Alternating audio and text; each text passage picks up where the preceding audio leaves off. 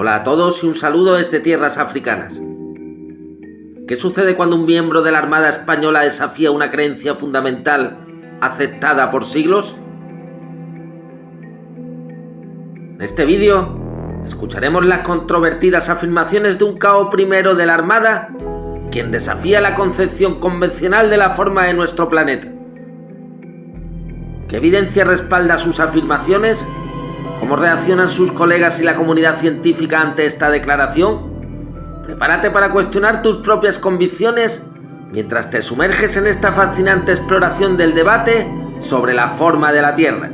Realmente yo me pude dar cuenta de que la Tierra era plana, aunque me costó mucho trabajo asimilarlo, la verdad.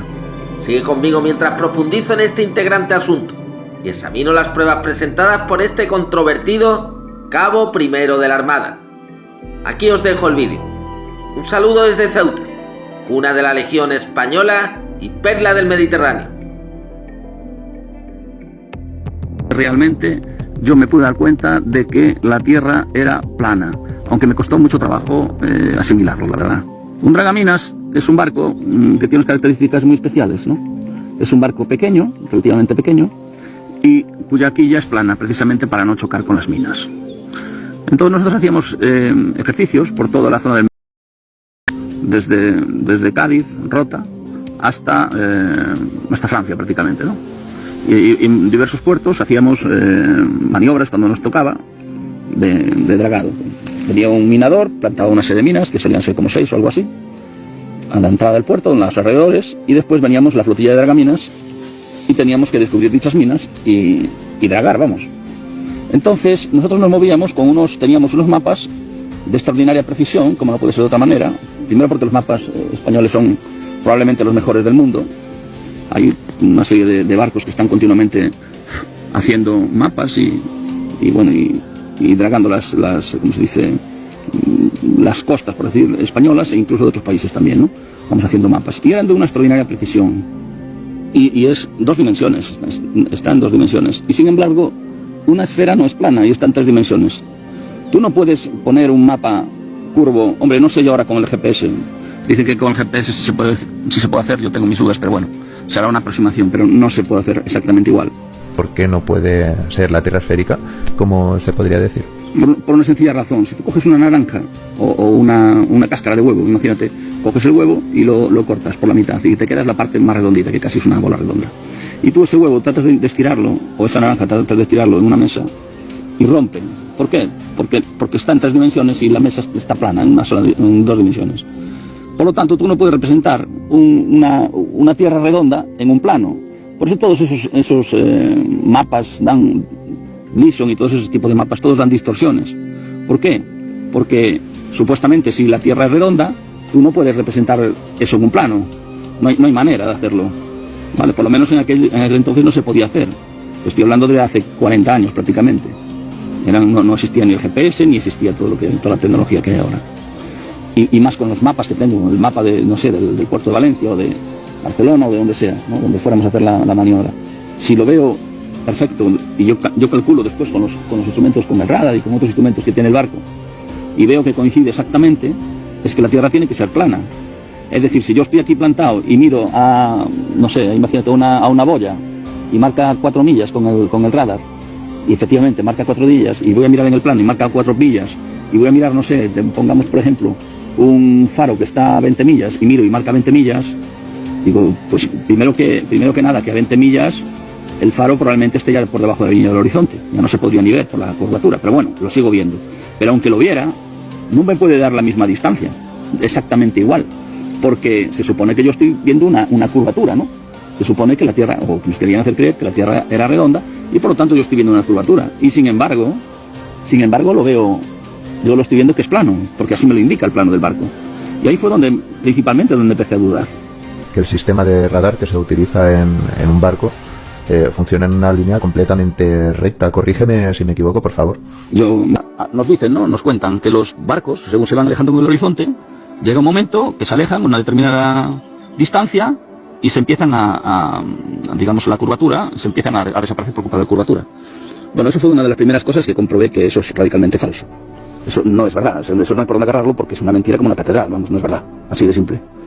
Tú cuando de un barco dejas de verlo, porque se va haciendo pequeño, por perspectiva, por evaporación, sobre todo por la evaporación hace que, sobre todo la parte más baja del barco, vaya desapareciendo. ¿Por qué? Porque cuanto más bajo estés, más acerca del nivel del mar, más evaporación hay, más neblina, digamos, que hay por culpa de la evaporación. Entonces tú esa parte es la primero que dejas de ver. Pero no porque desaparezca ninguna curva, tú coges unos prismáticos potentes como los que teníamos en el barco, teníamos unos instrumentos muy potentes, prismáticos muy potentes, y lo seguías viendo, vamos, lo veías perfectamente. Estabas viendo mejor un barco a 40 millas y lo veías con los prismáticos y dices, ¿dónde está? Coño, me están contando de curvatura, que se mete en la curvatura en historia, pero es una mentira como una catedral, eso no es verdad. Aparte de que otra cosa que también nos contaban, ¿no? Cuentan, que las islas van apareciendo del horizonte, van asomando un poco, después un poco más, eso no es verdad. Tú vas navegando, y yo entre islas, mira que navegué tiempo entre islas porque es donde más estuve, de hecho.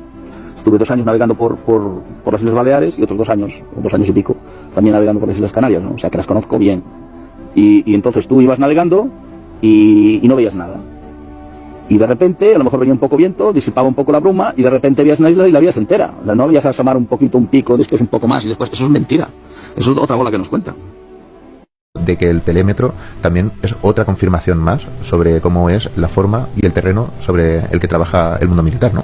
Lo de los telémetros es muy interesante porque los telémetros se utilizan siempre cálculos trigonométricos y es sobre un plano, no hay ninguna curva que valga. Entonces un barco, un acorazado que dispara a 35 kilómetros de distancia, ¿entiendes? O incluso más, pues lo hace sobre una superficie plana, no puede hacerlo sobre una superficie curva, porque los cálculos serían distintos, ¿entiendes? Ese es el tema. Es decir, si yo hago una línea recta, desde una perspectiva no curva, digamos, tiene una longitud, pero si esa misma línea va sobre una superficie curva, tiene otra longitud, y los cálculos necesariamente tendrían que ser diferentes. Cosas de esas fue la que yo soy un tío muy observador, que también que niega la existencia de ningún efecto Coriolis, sería precisamente eso, el telémetro.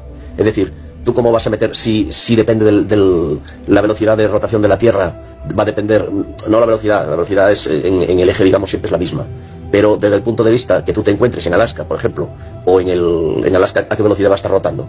En la superficie del mar, digamos, a 200 km por hora, por ejemplo, porque estás muy cerca del eje, digamos, supuesto eje. Sin embargo, si estás en el Ecuador, ¿a qué velocidad vas? A 1600 y pico. Entonces el efecto Coriolis sería diferente y tendría que haber unas tablas para Alaska, otras tablas para Mediterráneo, otras tablas para el Ecuador, otras tablas... Es que es absurdo. Eso no se sostiene, no hay ningún efecto Coriolis. Eso es la explicación más sensata y más lógica, aparte de que el efecto Coriolis, ¿qué pasa? ¿Afecta nada más que a los disparos? ¿No afecta a la vida cotidiana? ¿No afecta, por ejemplo, un avión que vaya a aterrizar y se le esté moviendo el suelo? ¿O se mueve todo a la misma velocidad? Se está refiriendo a un radar de superficie. Los radares de superficie tienen un alcance menor. Pero un radar del otro tipo, sí, a 700 kilómetros puede ver, sí puede ser. Y de hecho, si hacemos caso de algunos tipos de misiles que tienen, por ejemplo, unos aviones rusos, que dicen que tiene un misil que te lo puede lanzar un avión a 2.000 kilómetros. Es decir, 2.000 kilómetros estamos hablando ya que estaría probablemente 700 kilómetros o por ahí de curvatura. Aproximadamente, creo recordar, que te hablo de memoria. No sé si son 300 kilómetros, 300 y pico kilómetros o 700 y pico kilómetros. Bueno, en todo caso, a 2.000 kilómetros de distancia, un avión, ¿cómo va a haber un blanco? Es decir, sin una tierra curva. Sería algo absolutamente imposible. Y si hacemos caso de los datos que nos dan, los radares de alerta temprana de los rusos, chinos y norteamericanos, según ellos dicen, estos datos los dan ellos, que tienen radares que tienen un alcance de 2.400 kilómetros e incluso más. Y ya me contarás tú, en una tierra curva, cómo va a haber un radar que puede detectar un blanco a 2.400, 2.700 kilómetros. Y sin embargo, parece ser que sí los detecta. Por lo tanto, de tierra curva nada, eso es una memez, una tontería. No hay por dónde sujetarlo.